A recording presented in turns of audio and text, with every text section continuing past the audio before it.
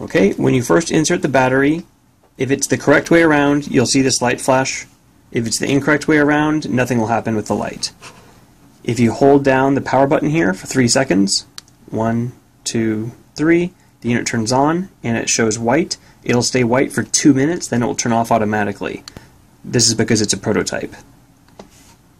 You'll want to press it again for 3 seconds when it goes off to continue testing. There are the 2 chambers, and inside of the chamber you'll see that there's a hole in the bottom, and you need to put this little piece so it stays raised up off the bottom. You can just drop that in there prior to adding any aromatherapy dried herbs.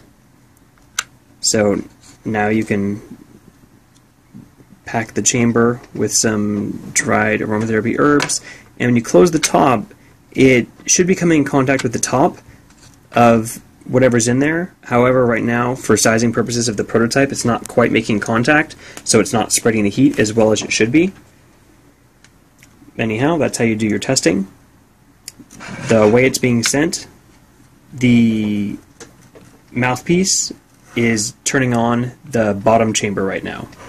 If you want to turn on the top chamber, you would take the mouthpiece out, flip it around, and put it back in.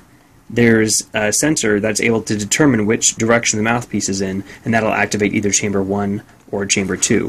When you're not using the mouthpiece, it simply comes out and it pops down into this area here. This is your 3 temperature settings.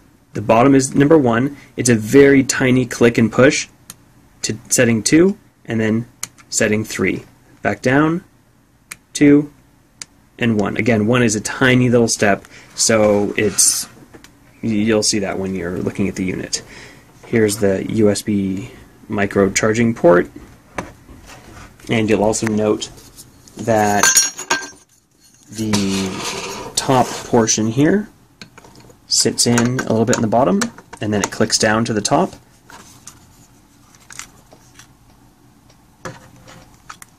However, it's not mating correctly because it's just a prototype, and the plastic components inside are blocking it from closing. To open it, you slide this in the upwards direction. You just push it up a little bit, and this metal housing will pop off from the top.